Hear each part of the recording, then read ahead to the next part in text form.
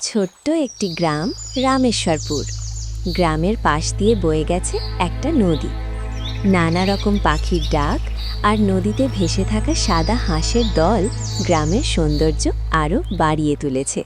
গ্রামের বহু পুরনো এই রামেশ্বর মন্দিরের নামে গ্রামের নামকরণ করা হয়েছে। এই মন্দির নাকি খুবই জাগ্রত, তাই প্রতি বছর নিপুণভাবে পালিত হয় মহাশিবরাত্রি। পুজোয় যাতে কোনো বাধা না পড়ে তার জন্য দূরের গাছতলায় বসে গায়ের বৃদ্ধ পুরোহিত সব কিছু বুঝিয়ে বলছে। পুজোর সময় ৪ প্রহর। শিবরাত্রির পুজো সাধারণত সারা রাত ধরে ৪টি প্রহরে করা হয়। প্রতিটি প্রহরের জন্য আলাদা আলাদা অভিষেক সামগ্রী ব্যবহারের বিধান আছে। প্রথম প্রহর দুধ দিয়ে অভিষেক, শান্তি ও আরোগ্যের জন্য। দ্বিতীয় প্রহর দই দিয়ে অভিষেক, সৌভাগ্যের জন্য। তৃতীয় প্রহর ঘি দিয়ে অভিষেক, জ্ঞানের জন্য। চতুর্থ প্রহর মধু দিয়ে অভিষেক, মুক্তির জন্য। শিবরাত্রির দিন ভক্তরা পূর্ণ উপবাস রাখেন। অনেকে জল না খেয়ে নির্জলা উপবাস করেন, আবার অনেকে ফল ও দুধ খেয়ে থাকেন। ব্রহ্ম মুহূর্তে বা সকালে স্নান সেরে শুদ্ধ বস্ত্র পরিধান করে পুজোর সংকল্প করতে হয়। শিবের অত্যন্ত প্রিয় হল বেলপাতা। পুজোয় অন্তত ৩টি পাতাযুক্ত অখণ্ড বেলপাতা অর্পণ করা জরুরি। শিবলিঙ্গে গঙ্গাজল, দুধ, চন্দন, বেলপাতা, ধুতুরা এবং আকন্দ ফুল নিবেদন করা হয়। পুজোর সময় এবং সারাদিন ওম নমঃ শিবায় মন্ত্র জপ করা অত্যন্ত ফলদায়ক। শিবরাত্রির রাতে না ঘুমিয়ে শিবের আরাধনা ও শিবপুরাণ পাঠ করার নিয়ম রয়েছে। পরদিন সকালে স্নান সেরে এবং শিবলিঙ্গে জল ঢেলে পুজোর পর ব্রত ভঙ্গ করতে হয়। তিথি অনুযায়ী নির্দিষ্ট পারণকালের মধ্যে খাবার গ্রহণ করা উচিত।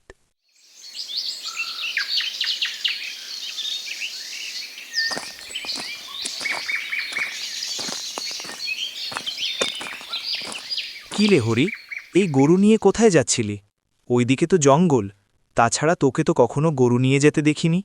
আজ রাত থেকে তো শিবরাত্রি শুরু, তাই বাবা গায়ের মন্দিরে একটু কাজবাজ করতে গেছে, তাই মা বলল জঙ্গলের ওই দিকটা গরুটাকে বেঁধে রেখে আসতে, তাই যাচ্ছি। তা যাচ্ছিস যা, তবে আজ শিবরাত্রি, আজকের বিশেষ তিথিতে ওই তান্ত্রিক প্রতি বছর বলি দেয়। তার অনেক ক্ষমতা শুনেছি, সে নাকি তার মন্ত্রের দ্বারা যে কাউকে তার বশে করে নিতে পারে। তাই বলছি আজকের দিনে জঙ্গলের ওই দিকটা না যাওয়াই ভালো। সেই কথা আমিও শুনেছি বটে। শুনেছি সে নাকি বিশেষ তিথিতে ছাগল বলি দেয়। আরও কত কথাই এসে গায়ের লোকের মুখে শুনেছি। তবে গায়ের লোকে এসব কথা শুনে থাকলেও সেই তান্ত্রিককে নাকি খুব কম লোকেই দেখেছে। তান্ত্রিক খুব দরকার না পড়লে জঙ্গলের বাইরে আসে না, তাই তার সাথে খুব কম লোকেরই দেখা হতো। তবে তাদের মুখে শোনা এই কথা এক বর্ণও মিথ্যে নয়। শুনেছি সে নাকি বিশেষ তিথিতে নরবলিও দিয়ে থাকে।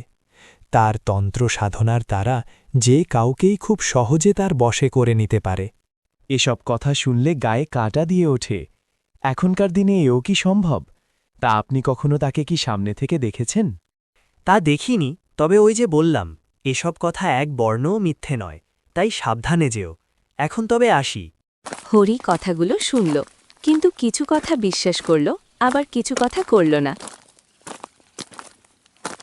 অন্যদিকে তান্ত্রিক কালীনাথ বসে আছে তার আস্তানায়। বলিষ্ঠ চেহারা, গম্ভীর মুখ, সামনে শিবলিঙ্গ, আর তার চারপাশ ঘিরে আছে নর মানুষের মাথার খুলি।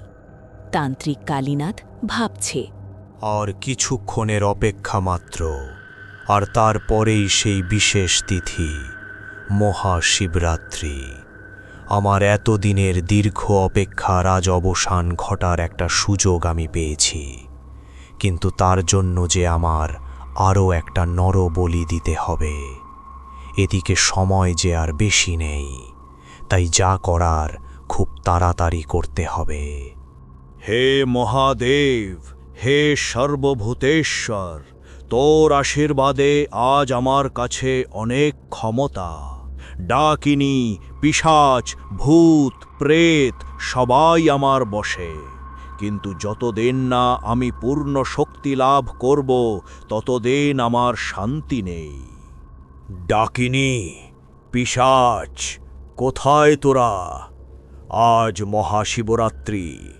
আজ বিশেষ তিথিতে আমার সিদ্ধি লাভের জন্য এক বিশেষ নরবলির প্রয়োজন।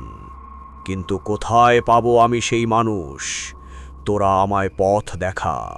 আমার সামনে মায়া দর্পণ প্রকট কর, যাতে আমি আমার শিকার দেখতে পাই।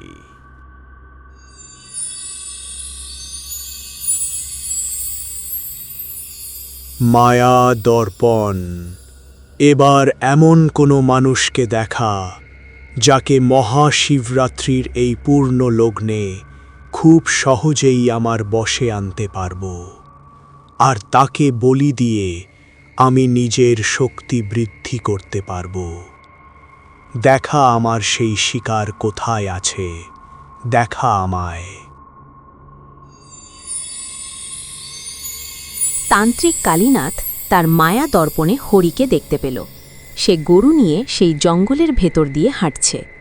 মায়া দর্পণে হরিকে দেখে তান্ত্রিক বলল, ও, এই তাহলে আমার শিকার। এ যে মেঘ না চাইতেই জল, ছেলেটা এই জঙ্গলেই আছে। তা শিকার যখন নিজেরই এতটা পথ পেরিয়ে আমার কাছে আসতে চাইছে, তাহলে আমারই বা দুপা এগিয়ে যেতে দোষ কোথায়? হর হর মহাদেব, জয় শিব শম্ভু। তান্ত্রিক আর এক মুহূর্ত দেরি না করে বেরিয়ে পড়ল শিকারের সন্ধানে। জঙ্গলের পাশে গরু রেখে হরি ফেরার পথ ধরতেই দেখল তার সামনে দাঁড়িয়ে আছে কালীনাথ তান্ত্রিক। হরি এই প্রথম তাকে দেখল। লম্বা চেহারা, গম্ভীর মুখ, আর বড়ই অদ্ভুত তার চোখ দুটি। হরিকে দেখে সে বলল, কি রে ছোকরা, এই জঙ্গলে কি করছিস? তোর বাড়ি কোথায়? নামই বকি। তান্ত্রিকের দিকে তাকিয়ে সে এক অজানা ভাবনায় ডুবেছিল। তার গম্ভীর গলার আওয়াজ শুনে সেই ঘোর কাটল। আমার নাম হরি, পাশের গায়ে আমি থাকি।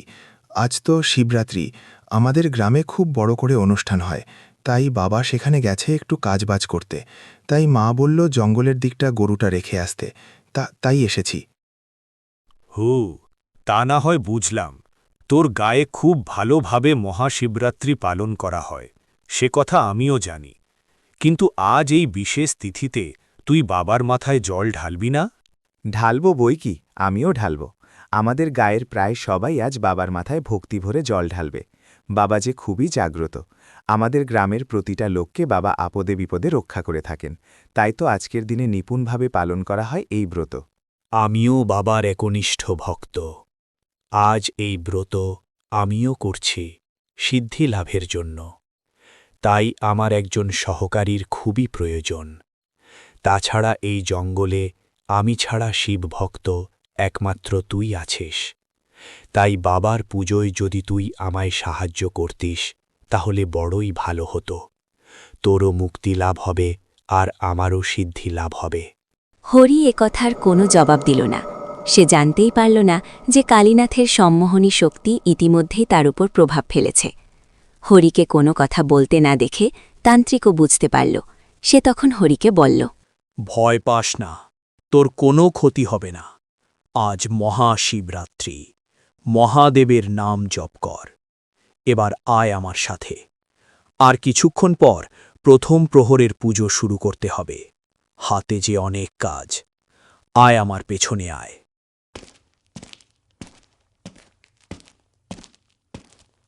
অন্যদিকে ঝলমলে আলোয় সেজে উঠেছে গায়ের রামেশ্বর মন্দির।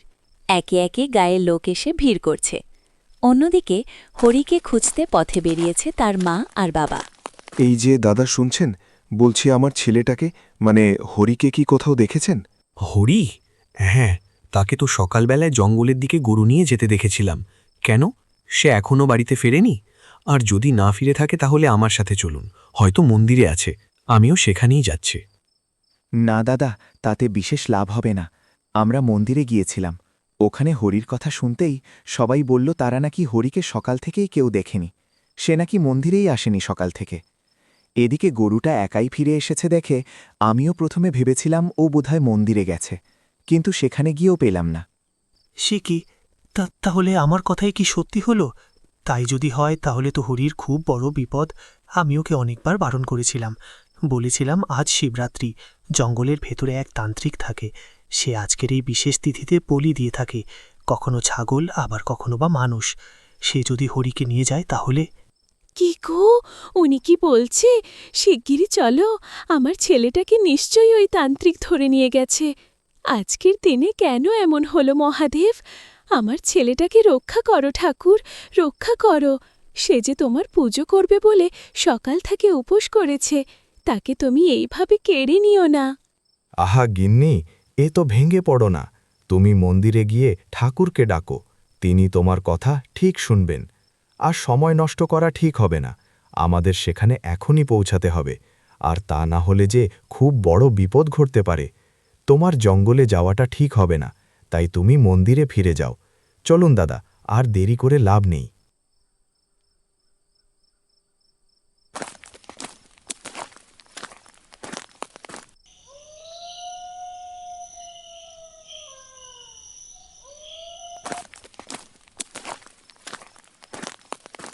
শোনো বাপু, তোমাকে আগে থেকে কিছু কথা বলে রাখি।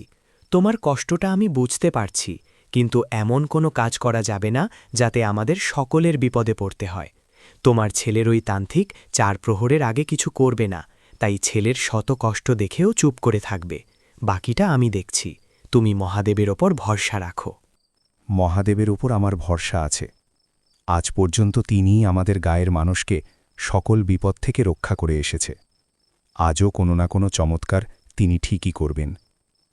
কিন্তু কোথায় আছে সেই তান্ত্রিক? আর আমার ছেলেটাই বা কোথায়? ঠিক বলেছ, ওই তান্ত্রিকের পাপের ঘড়া পুরনো হয়েছে।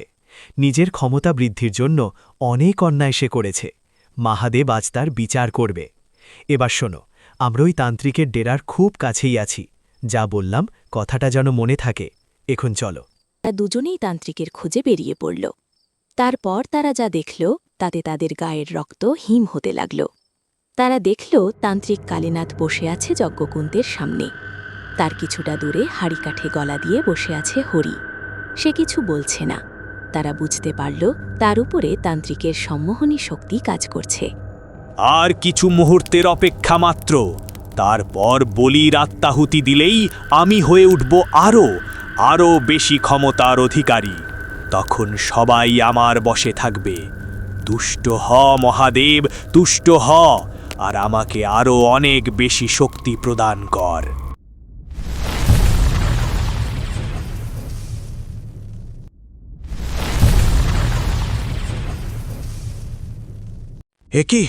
একি হচ্ছে?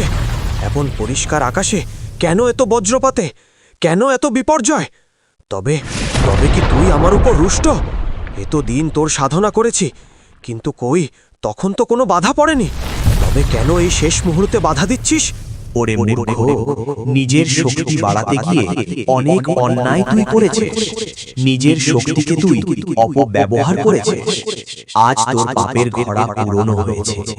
আজ তোকে তোর করা সব অন্যায়ের শাস্তি পেতে হবে।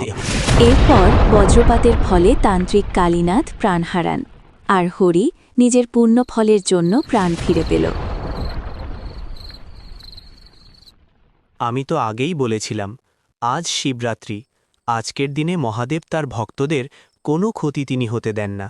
জয় শিবশম্ভু, হর হর মহাদেব। এবার চলো আমরা সবাই গায়ের মন্দিরে ফিরে যাই আর ভক্তি ভরে বাবার পুজো করি। এখনো যে শেষ প্রহরের পুজো বাকি আছে। এরপর তারা সবাই গায়ের মন্দিরে ফিরে গেল আর সবাই মিলে মহাশিবরাত্রি পালন করল।